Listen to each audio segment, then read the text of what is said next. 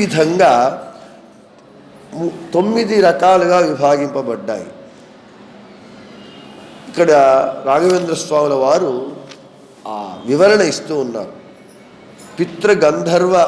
గంధర్వులు మొదలైనటువంటి వారు సాత్విక తామసులట, మునులు సాత్విక రాజసులట, దేవతలు సాత్విక సాత్వికులట. ఈ సాత్విక సాత్వికులలో కూడా మళ్ళీ ప్రభేదాలు. సాత్విక సాత్వికులలో కూడా బృహస్పతి మొదలైనటువంటి వారు సాత్విక తామసులు, ఇంద్రుడు సాత్విక రాజసుడు, బ్రహ్మను ఆరంభించుకొని రుద్రుని వరకు సాత్విక సాత్వికులు.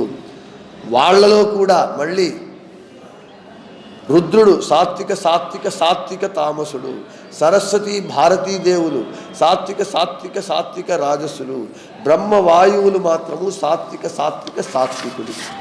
అంటే ఈ విధంగా ఎన్ని ప్రభేదాలు ఉన్నాయి, ఎంత మెటికులస్గా మైన్యూట్గా ఆ గుణములను విభాగించారు. మనుష్యులందు మధ్యములు, ఉత్తములు, రాజసులు అని చెప్తూ ఉన్నారు. బ్రాహ్మణాది చండాల పర్యంతమునందున్నటువంటి అందరూ భాగవతులు, భక్తులు రాజస సాత్వికులట. వాళ్లలో బ్రాహ్మణులు రాజస సాత్వికులట. క్షత్రియులు కొంత రజోగుణయుక్తం కలిగినటువంటి వైశ్యులు వీళ్ళందరూ కూడా రాజస సాత్వికులట. రజోగుణముతో ఉన్నటువంటి వారు రాజస సాత్వికులట. అంటే ఈ విధంగా మనం చూసుకుంటూ పోతే మనకేమీ అర్థం కాదు, ఏది రాజసమో ఏది సాత్వికమో. అయితే అంత నిశితంగా, అంత సూక్ష్మంగా ఆ గుణత్రయముల విభాగములు, వికల్పములు లోపల మనము పెద్ద ఈ హాస్పిటల్స్కి వెళ్ళిపోతే, కార్పొరేట్ హాస్పిటల్స్కి వెళ్ళిపోతే మనం ఎక్కడున్నామో తెలీదు, ఎక్కడికి వెళ్తున్నామో తెలీదు, అంతా గందరగోళంగా ఉంటుంది. ఈ వార్డు ఆ వార్డు యారో మార్క్స్ వేసి ఉంటాడు. మనం చూస్తే ఎక్కడ ఉన్నామో మనకు తెలియకుండా బయటికి ఎక్కడికి ఎలా వెళ్ళాలో, లోపలికి ఎలా వెళ్ళాలో రాకుండా నిశ్చేష్టులుగా అయి ఉంటాం. శాస్త్రము అనేటటువంటిది, తత్వము అనేటటువంటిది అంత గహనంగా ఉంటుంది, అంత సులభంగా మనకు అర్థం కాదు. బాగా చదివి అధ్యయనం చేసి మననం చేస్తూ ఎప్పుడు దానిలోనే మన తలను మనం పెడితే ఎప్పుడో కొన్ని జన్మల తరువాత మనకేమైనా కొంత అర్థమైతే అర్థమవుతుంది, లేకపోతే లేదు. శాస్త్రం అనేటటువంటిది అంత సులభం కాదు. అందుకే అంటారు విద్వాంసుల కష్టము విద్వాంసులకే తెలుస్తుంది. విద్వానేవ విజానాతి విద్వజ్జన పరిశ్రమం అంటారు. ఒక విద్వాంసుడు, పండితుడు ఉన్నాడు అని అంటే వాడు అంతటి జ్ఞానాన్ని పొందాడు అంటే వాడు ఎంత కష్టపడి ఉంటే వానికి అంత 12 సంవత్సరాలు ఇంట్లో తల్లిదండ్రులను వదిలి ఆ గురుకులంలో చేరి అక్కడ పిల్లలతో చేరుకొని కష్ట నష్టాలకు ఓరుస్తూ, రోగాలు వచ్చినా ఏమొచ్చినా తల్లిదండ్రులు లేకుండా వాడు రాత్రి పగలు కష్టపడి చదివితే వాడు విద్వాంసుడై ఉంటాడు. ఆ పరిశ్రమ తోటి విద్వాంసునికి తెలుస్తుందే కానీ మిగిలిన వాళ్ళకి ఏముందిలేండి, ఆచార్యుల వారు ఊరికే నీతులు చెప్తారు, మేము చెప్తే మాకు తెలీదా, వీళ్ళేం చెప్పడము అని వాళ్ళ యొక్క పరిశ్రమ గొప్పదనం తెలియకుండా, అంటే అందరినీ కాదు, నిజమైనటువంటి పండితులను, జ్ఞానులను వారి నిజం తెలుసుకోకుండా పండితుల పట్ల మనము తేలికగా మాట్లాడుతూ ఉంటాం. చాలా తప్పు. అందుకే తోటి ఐఏఎస్ పాస్ అయిన వాడికి ఇంకో ఐఏఎస్ ఆఫీసర్కే తెలుస్తుంది ఐఏఎస్ పాస్ కావడం అంటే ఎంత కష్టము అని. కాబట్టి ఇది ఇంత శాస్త్రంలో ఇంత జటిలంగా ఉంటుంది, అంత సూక్ష్మంగా ఉంటుంది, అర్థం చేసుకోవాలి. విద్వాంసుడు, ఆ విద్యార్థి ఎంత కష్టంగా ఉంటుంది అంటే విద్యార్థి యొక్క జీవనము మనకు భారతం వీటిలో కథలు వస్తూ ఉంటాయి. వాడు తల్లిదండ్రులను వదిలిసి పిల్లవాడుగా ఉండేటప్పటికే గురుకులంలో చేరుతాడు. గురుకులంలో గురుపత్ని చెప్పేటటువంటి పనులు చేస్తూ విద్యను అభ్యసిస్తూ ఉంటాడు. వాడు గురువు ఏం చేస్తాడు, వారిని పరీక్షిస్తూ ఉంటాడు అప్పుడప్పుడు. ఒకసారి ఒకని విద్యార్థి యొక్క విద్యాభ్యాసం అంతా ముగిసింది, వానికి కాన్వకేషన్ అయిపోయింది, ఇంకా వాడు ఇంటికి వెళ్ళాలి. అప్పుడు వాడు రోజు భోజనం చేస్తున్నాడు. ఆ రోజు కూడా గురుపత్ని భోజనం పెట్టింది. ఆ రోజు వాడు భోజనం తిన్నాడు. భోజనం తిని వాడు అంటాడంట, అమ్మా ఏమిటి ఎంత అన్నిట్లో ఉప్పు క్షారం పెట్టావు, అన్నీ ఉప్పుగా ఉంది, ఎలా తినాలి అని అడిగాడట ఆవిడ. అప్పుడు ఆమె చెప్పిందంట, ఒరే పిచ్చివాడా, ఈ 12 సంవత్సరాలు నీకు ఇదే నేను పెడుతుండేది, ఉప్పు క్షారమే పెడుతున్నా. అయితే నీ బుద్ధి నీ ఎప్పుడు నీ మనస్సంతా ఆ విద్య మీద ఉండటం వల్ల నీకు తెలియలేదు, ఏదో తినేస్తున్నా వెళ్ళిపోతున్నాం. మనమంతా టీవీ చూస్తూ యూట్యూబ్ చూస్తూ ఏం తింటున్నామో తెలియకుండా తింటూ ఉన్నట్లుగా నీకు రుచి తెలియకుండా ఈరోజు ఇప్పుడు నీకు భోజనం మీద ధ్యాస వచ్చింది కాబట్టి నీకు తెలిసింది. అంటే అంత కఠోరమైనటువంటి పరిశ్రమ చేస్తారు గురుకులంలో విద్యార్థి పండితులు విద్యను అభ్యసించేటప్పుడు. ఒక ఐఏఎస్ అయినా ఐపీఎస్ అయినా ఏదైనా సరే వాడు ఎంత కష్టపడితే వాడు ఆ స్థాయికి వస్తాడు.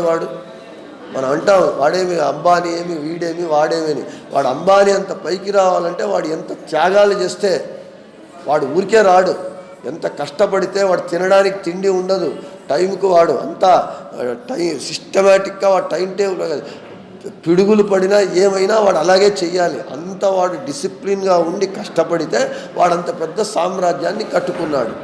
కాబట్టి ఏదైనా సరే ఆ పరిశ్రమ చెయ్యాలి, సాధన చెయ్యాలి. అప్పుడు మాత్రమే ముఖ్యంగా శాస్త్రజ్ఞానం వస్తుంది. పరిశ్రమతో పాటు కూడా భగవంతుని అనుగ్రహం కూడా మనకు ఉండాలి, ఉంటే కానీ మనకు రాదు అని చెబుతూ, ఇక బ్రాహ్మణులు వాళ్ళు చేసేటటువంటి సహజ కర్మలేమిటి, బ్రాహ్మణుల సహజ కర్మలు ఏమిటి అనేటటువంటి దాన్ని చెబుతూ ఉన్నారు. శమో దమస్తపశౌచం క్షాంతిరార్జవమేవ చ జ్ఞానం విజ్ఞానం ఆస్తిక్యం బ్రాహ్మం కర్మ స్వభావజం. బ్రాహ్మణుల స్వభావ సహజ కర్మలేమిటి అంటే భగవంతుని యందు నిష్ట ఉండాలి, ఇంద్రియ నిగ్రహం ఉండాలి, బ్రహ్మచర్యము ఉండాలి, తర్వాత శుద్ధి అంటే శౌచం ఉండాలి, కోపము చేసుకోకుండా ఉండాలి, త్రికరణములందు ఏకరూపత, కాయిక వాచనిక మానసిక, మనసులో అనుకున్నదే మాట్లాడాలి, మాట్లాడినదే చెయ్యాలి, సామాన్యమైనటువంటి విశేష జ్ఞానం ఉండాలి, ధర్మాదులందు నమ్మకం ఉండాలి. ఇవన్నీ కూడా బ్రాహ్మణుల సహజ లక్షణములు. ఈ బ్రాహ్మణుడు అనేటటువంటి వానికి ఉండాలి. ఇక క్షత్రియుల లక్షణాన్ని చెబుతూ ఉన్నారు. శౌర్యం తేజో ధృతిర్దాక్ష్యం యుద్ధే చాప్య పలాయనం దానమీశ్వర భావశ్చ క్షాత్రం ధర్మస్వభావజం. భయపడకుండా ఉండడము, దేహ మంచి వర్చస్సు, దైహిక వర్చస్సు, ధైర్యము, దక్షత, యుద్ధంలో భయపడి పారిపోకుండా ఉండటం, దానము, అపరాధులను శిక్షించటము అనేటటువంటిది క్షత్రియుల కర్తవ్యంగా ఉంటూ ఉన్నది. ఇక వైశ్యుల శూద్రుల కర్మలు, వైశ్యులు వ్యాపారం చేయాలి మోసం చేయకుండా, శూద్రులు వీళ్ళ ముగ్గురికి సేవను చేయాలి.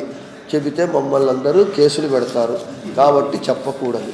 ఈ వైశ్యులు అంటే మనం మూలభూతమైనటువంటి విషయాన్ని మర్చిపోతూ ఉన్నాం. భగవంతుడు చెప్పాడు, చాతుర్వర్ణ్యం మయా సృష్టం గుణకర్మ విభాగశః. వారి వారి గుణములు కర్మలను బట్టి నేను విభాగం చేశానే కానీ జాత్యా కాదు. కాబట్టి ఎవరెవరి పని వానికి గొప్ప. వాడు ఈ పని చేస్తున్నాడని మేము వాడిని తక్కువగా చూడకూడదు. అది మనిషి లక్షణం కాదు, సజ్జనుని లక్షణం కాదు. దాన్ని తెలుసుకోకుండా ఇష్టం వచ్చినట్లుగా మనము వీళ్ళ రాజకీయాల కొరకు క్యాస్టు అది ఇది అని చేసి వీళ్ళే విడగొట్టి వీళ్ళే విభేదాలు సృష్టించి వాళ్ళ ఓట్ల కొరకు డబ్బుల కొరకు స్వార్థానికి సమాజాన్ని లేనటువంటి కుల వ్యవస్థను వీరు భ్రష్టు పట్టించారు. కుల వ్యవస్థలో తప్పులు జరగలేదని చెప్పటం లేదు, వ్యవస్థ మంచిదే. అయితే ఆ వ్యవస్థలో ఉన్నటువంటి మనుష్యులు చెడ్డవాళ్ళు ఉన్నారు. వాళ్ళు తమ స్వార్థం కొరకు వాళ్ళు తప్పులు చేస్తే వాళ్ళు చేసినటువంటి తప్పులను వ్యవస్థకు ఆపాదన చేసి సమస్త వ్యవస్థను నిందించడం అనేటటువంటిది తప్పు. తప్పు ఎవడు చేశాడో వానికి శిక్ష వేయాలి, వాణ్ణి నిందించాలి, వాణ్ణి ఖండించాలి. వాడు చేసిన దాన్ని వ్యవస్థకు నీవు ఆపాదన చేసి వ్యవస్థే లేదు అని అంటే తప్పు. ఇప్పుడు జరుగుతూ ఉన్నటువంటిది అదే. మనకు ఇక్కడ అన్ని చోట్ల జరుగుతూ ఉన్నటువంటిది అదే. అది వదిలివేయాలి. అది లేకుండా వీళ్ళ స్వార్థం కొరకు కులము మతము అని చెప్పి వీళ్ళే రాజకీయాలు చేసి చిచ్చు పెట్టి ఒకరినొకరు కొట్టుకొని చచ్చేటట్లుగా చేస్తూ ఉన్నారు. అది చెయ్యకూడదు ఇక్కడ. కాబట్టి గుణకర్మ విభాగ స్పష్టంగా చెప్పాడు. అదన్నీ శాస్త్రము అవన్నీ వదిలేద్దాం. మనము మన ఇంట్లోనే మనం అన్ని పనులు చేసుకుంటాం. దేవుని ఇల్లు అలుపుతాము, కడుగుతాము, శుద్ధి పెడతాము, ముగ్గులు వేస్తాము, ఇల్లు అలుపుతాము, అలాగే బాత్రూమ్ కడుగుతాము, టాయిలెట్ కడుగుతాము. టాయిలెట్ కడిగేటప్పుడు బాత్రూము ఒకటే, టాయిలెట్ ఒకటే, దేవుని ఇల్లు ఒకటే, హాలు ఒకటే, వంట ఇల్లు అని ఒకటే అని చెప్పి టాయిలెట్ కడిగేసి నేరుగా వచ్చి నీ దేవుని ఇంట్లో వచ్చి కూర్చుంటావా? టాయిలెట్ దూరం ఉండు అని మనమే అంటాం ఇంట్లో. దూరం ఉండు అంటద్దు. ఎందుకు? నువ్వు టాయిలెట్ కడిగా. కర్మ ఎటువంటిది? ఆ కర్మ కాబట్టి నీవు అక్కడ అయిన తర్వాత స్నానం చేసి రా, తాకద్దు అని అంటాం. మన ఇంట్లో మనమే కూర్చుని ఉంటాం, పూజ చేస్తూ ఉంటాం, స్నానం మడుగుతో చేసి. మనవడే చిన్నపిల్లవాడు వచ్చి తాకద్దు అంటే అక్కడ అన్టచబిలిటీ వచ్చేసిందా? ఎందుకు? నేను కర్మ చేస్తున్నా. నా కర్మను బట్టి నా స్థాయి నిర్ణయించబడుతుందే కానీ అది ఆ మూలభూతమైనటువంటి దానిని అర్థం చేసుకోకుండా వీళ్ళ స్వార్థానికి, రాజకీయాలకు, ఓట్ల కొరకు కుల వ్యవస్థను వాళ్లే లేనిది తెచ్చిపెట్టి కొంతమంది అమాయకులను బలి చేసి వాళ్లను కారణంగా చూపిస్తూ, బూచిని చూపిస్తూ నాశనం చేస్తూ ఉన్నారు. ఇంత చెబుతున్నారు. ప్రైమ్ మినిస్టరు మనిషి, ఓటరు ప్రైమ్ మినిస్టరు మనిషే కదా. ఏం ప్రైమ్ మినిస్టర్కి ఎందుకు అంత గొప్ప స్థానము? వాడు మనిషే, వీడు మనిషే. వానికెందుకు అంత సెక్యూరిటీ, వానికెందుకు అంత గౌరవము, మర్యాదలు అంత ఎందుకు అని అంటే, వాడు ఓటరు సామాన్య వ్యక్తి, వాని కర్తవ్యం అంతే ఓటు వేయడము, ఉండడం. వాడిని ఎందుకు పెద్దవాడు, వాడు మనిషే, వానికి ఎందుకు ఆ స్థానం ఇచ్చారంటే వాడు చేసేటటువంటి పని వలన. వాడి దేశాన్నంతా రక్షించాలి, ఇవన్నీ ఇది అడ్మినిస్ట్రేషన్ పాలన చెయ్యాలి. కాబట్టి వానికి అంత అధికారం ఇచ్చి వాడు క్షేమంగా ఉంటే తప్ప దేశం భద్రంగా ఉండదు. కాబట్టి వానికి అంత సెక్యూరిటీ, అంత అధికారము, అంత మంది మార్బలం ఇస్తారు. వాడు వచ్చినప్పుడు వానికి గౌరవం ఇస్తారు. ప్రైమ్ మినిస్టర్కి ఎందుకు ఇవ్వాలి? వాడు మనిషే కదా, వాడు ఓటరే కదా అని అంటున్నామా? అంటే దాన్ని ఒప్పుకుంటున్నాం కదా. ఎందుకు? వాడు చేసేటటువంటి కర్మను బట్టి వానికి స్థాయిని ఇస్తున్నాం అంతే. అదే ప్రైమ్ మినిస్టరు పోస్ట్ నుంచి దిగిపోయాడంటే ఎవరు పట్టించుకోడు, ఎక్స్ ప్రైమ్ మినిస్టర్ అంటారు. కాబట్టి భగవంతుడు, ఇది మనది సత్యం, తత్వం ఇది. అందుకే భగవంతుడు స్పష్టంగా చెప్పాడు, అయ్యా నేను 4 వర్ణాలను గుణకర్మల చేత విభాగించాను, అర్థం చేసుకోండి అనేటటువంటి ఆ కామన్ సింపుల్ లాజిక్ లేకుండా వీళ్ళు కూర్చొని వితండావాదం చేస్తూ అన్నింటికీ అగ్రకులాలు వాళ్లను సరే, అగ్రకులాల వారు ఎప్పుడో చరిత్రలో ఏదో వాళ్ళ స్వార్థం కొరకు కొంతమంది 100 మందిలో ఒక 10 మంది తప్పులు చేసి అరాచకాలు చేసి ఉండవచ్చుగాక. వారెవరో చేస్తే అందరినీ తప్పుబడి వ్యవస్థనే బ్రాహ్మణ కుల వ్యవస్థనే వీళ్ళని అందరినీ నిందించడం అనేటటువంటిది అవివేకమైనటువంటి, స్వార్థపూరితమైనటువంటి, ద్వేషపూరితమైనటువంటి చర్య అని చెబుతూ, ఇక ఎందుకో కొన్ని చెప్పకూడదు అనుకున్నా చెప్పవలసిన పరిస్థితి వస్తూ ఉన్నది. ఇక అయిన తరువాత వినరమ్మా, మనది విననప్పుడు చెప్పటం దండగా, చెప్పి మన మర్యాద పోగొట్టుకోవడం వేస్ట్.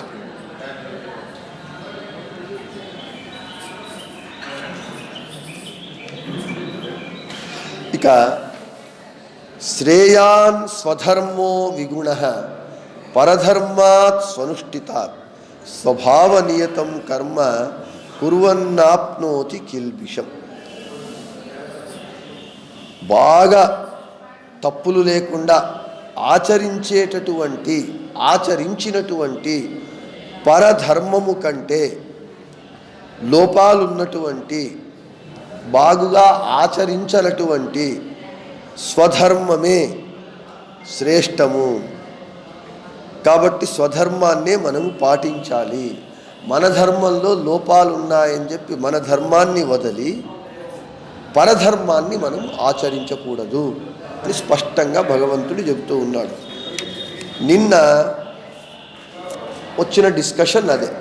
మన ధర్మాన్ని మనము వదిలివేసి మన ధర్మాల్లో లోపాలు లేకపోయినా లోపాలు ఉన్నాయి అని మనము భ్రమించి పరధర్మంలో లోపాలున్నా లోపాలు లేవు అవి 100% పర్ఫెక్టు అని భ్రమించి మన ధర్మాన్ని వదిలి మనము పరధర్మాన్ని ఆశ్రయించినందుకే ఇప్పుడు మనము ఇన్ని తిప్పలు కష్టాలు పడుతున్నాం. ఇక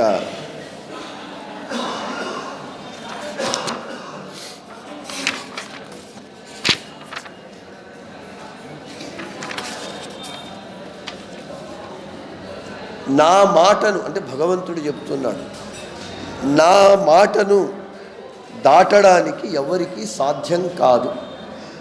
యదహంకారమాశ్రిత్య నయోత్స్య ఇతి మన్యసే మిథ్యైవ వ్యవసాయాస్తే ప్రకృతిస్త్వాం నియోక్షతి. హే అర్జున, నీవు నేను యుద్ధము చెయ్యను చేస్తాను అనడానికి నేనే స్వతంత్రుణ్ణి అనేటటువంటి అహంకారము చేత నేను యుద్ధము చెయ్యను అని నీవు ఏమి ఆలోచిస్తూ ఉన్నావు, ఆ నీ యొక్క ఆలోచన వ్యర్థము. ఈశ్వరేచ్ఛ ఏమిటి అంటే నీవు యుద్ధము చెయ్యాలి అన్నదే ఈశ్వరేచ్ఛ. కాబట్టి నా ఇచ్ఛను అధిగమించడానికి ఎవ్వనికి సాధ్యం కాదు అని చెబుతూ ఉన్నాడు భగవంతుడు. స్వభావజేన కౌంతేయ నిబద్ధః స్వేన కర్మణ కర్తుం నేచ్ఛసి యన్మోహాత్ కరిష్యస్య అవశోపి తతు. హే అర్జున,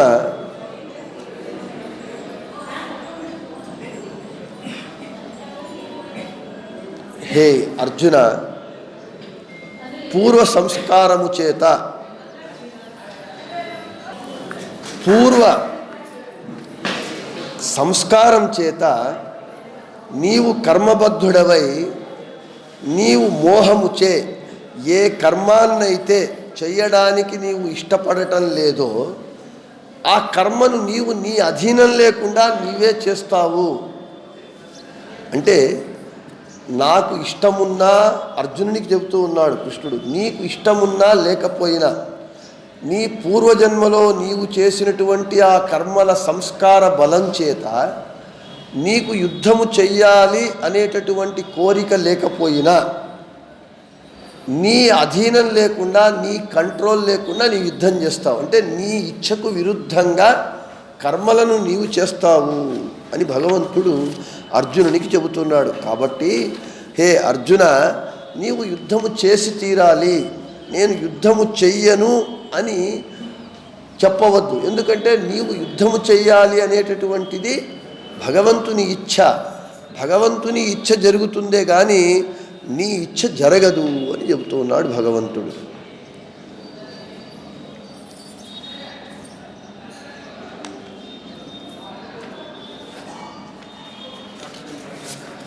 ఇదితే జ్ఞానమాఖ్యాతం గుహ్యాద్ గుహ్యతరం మయా విమశ్యైతదశేషేణ యథేచ్ఛసి తథా కురు.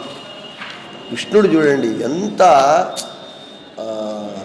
మనం అంటాం కదా, లౌక్యంగా డిప్లొమాటిక్గా మాట్లాడతాడప్ప, చాలా తెలివిగా మాట్లాడతాడు, చాలా చాకచక్యంగా చతురతో మాట్లాడతాడని చెప్తూ ఉంటాం మనం. డిప్లొమాటిక్గా ఇంత చెప్పేసి కృష్ణుడు అర్జునునికి చివరిగా చెప్తున్నాడు, హే అర్జున, నీకు రహస్యాతి రహస్యమైనటువంటి గోప్యాతి గోప్యమైనటువంటి జ్ఞానాన్ని నీవు ఏది తెలుసుకోవాలో అది నీకు చెప్పినాను. నీవు ఇంతవరకు నీకు చెప్పాను, గోప్యాతి గోప్యమైనటువంటి జ్ఞానాన్ని నీకు నేను చెప్పానంత. దీన్ని సంపూర్ణంగా విమర్శించిన తరువాత నీకు ఏదనిపిస్తే, ఏది చెయ్యాలనిపిస్తే అది చెయ్యమని చెప్తున్నాడు కృష్ణుడు. ఇంత చెప్పిన తర్వాత అర్జునుడు యుద్ధం చేయకుండా ఉంటాడా అంటే, ఆ పెద్దరికంగా మనం ఎలా చెప్పాలి అనే లోకనీతిని చెప్తూ ఉన్నాడు. పిల్లలకు కూడా మనం ఇంట్లోని చెయ్యి అని కట్టడి చేస్తే వాడు చెయ్యను అని అంటాడు. కాబట్టి వానికి చెప్పేది వాని దారికి వెళ్ళి మన దారికి తెచ్చుకోవాలి. ఎలా హ్యాండిల్ చేయాలి ఇష్యూస్ని, మనుషుని ఎలా డీల్ చేయాలి అని మన కృష్ణుడు తెలియజేస్తూ ఉన్నాడు. నీవు ఆలోచించు, చెప్పినాను కదా, విని నీకు ఏది సరి అనిపిస్తుందో అది చెయ్యమని చెప్తూ ఉన్నారు. ఇక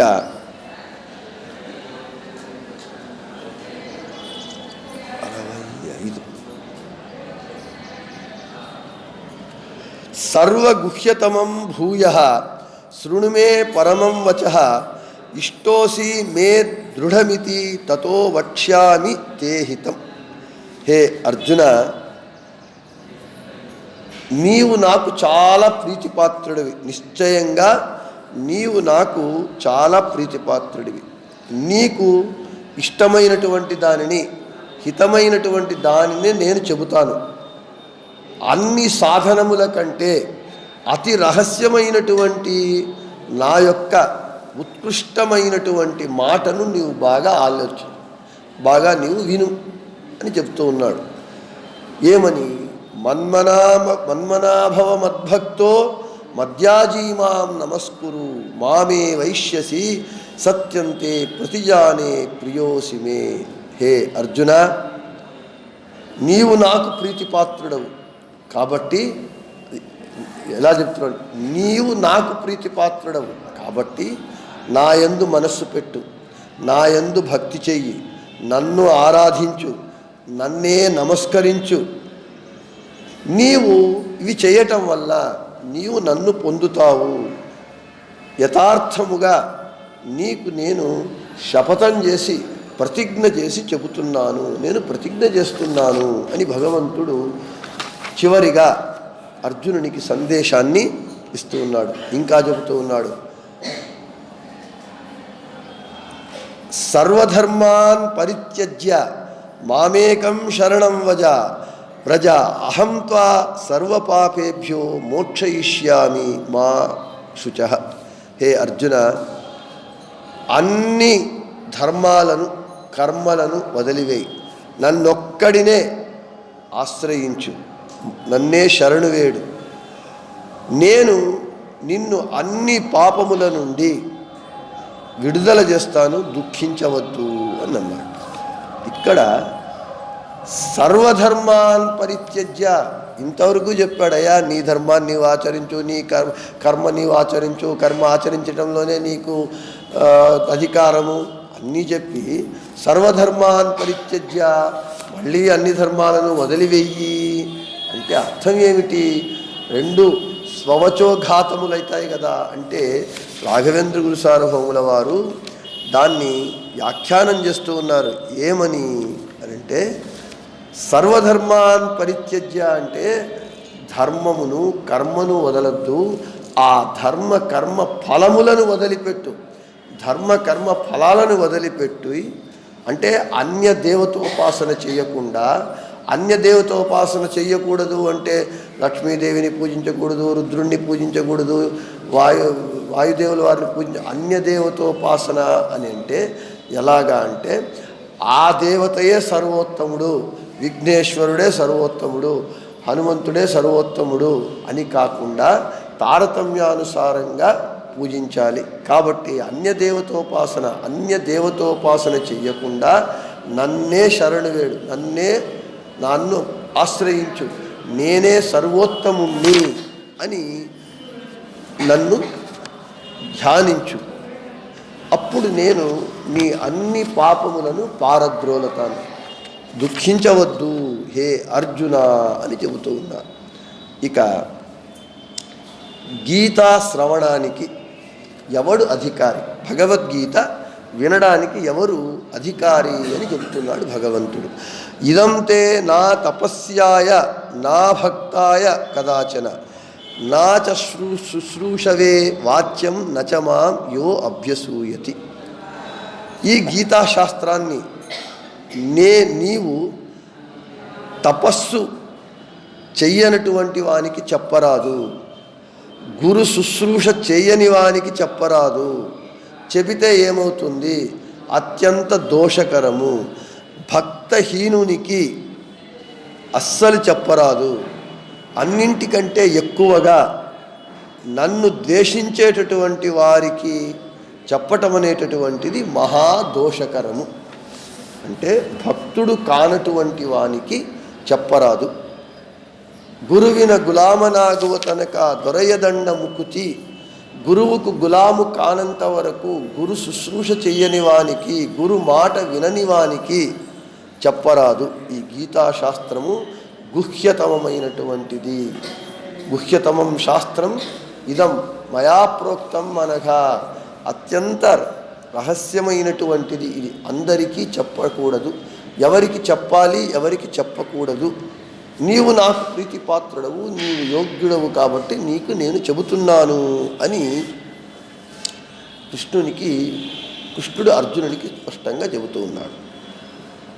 గురు శుశ్రూష చెయ్యని వానికి పాఠం చెప్పరాదు అని ఉన్నది. నా సంవత్సరవాసినే ప్రబ్రూయాత్ అని. ఇప్పుడు మనకు ఎం సెట్టు, కే సెట్టు, ఆ సెట్టు, ఈ సెట్టు అనేక సెట్లు వచ్చేసేసాయి. ఆ సెట్లన్నీ రాసి వాడు ట్రైనింగ్ తీసుకొని ఒక సంవత్సరం చదివి ఏదో చేసుకొని వాడు ఆ ఎగ్జామ్ పాస్ అయితేనే వాడు ఆ కోర్సులకు వెళ్ళగలుగుతాడు. మళ్ళీ డాక్టర్ ఎంబీబీఎస్ అయిన తర్వాత వానికి అప్రెంటిస్షిప్ అని పెడతారు. అది ముఖ్యంగా ఆడిటర్ల దగ్గర అప్రెంటిస్షిప్. డాక్టర్, జూనియర్ డాక్టర్స్ అని వీళ్ళకేమి అది టెస్టింగ్ పీరియడ్. అది వాళ్ళు సక్సెస్ఫుల్ అయితే full fledged doctors, full fledged ఆడిటర్లు అవుతారు. అట్లాగే మనకు ఇప్పటి పాఠశాలలో చేర్పించుకోవాలంటే ఎంట్రన్స్ టెస్టులు రాస్తున్నారు. వాళ్ళు రాయటం కాదు, వాళ్ళ తల్లిదండ్రులు రాయవలసి వస్తుంది. వాళ్ళ తల్లిదండ్రులకు చదివి పిల్లలకు తలలో ఎక్కిస్తే ఇన్స్టెంట్గా వాళ్ళు తీసుకు అక్కడ రాసి వస్తే వీళ్ళు రాయాలి.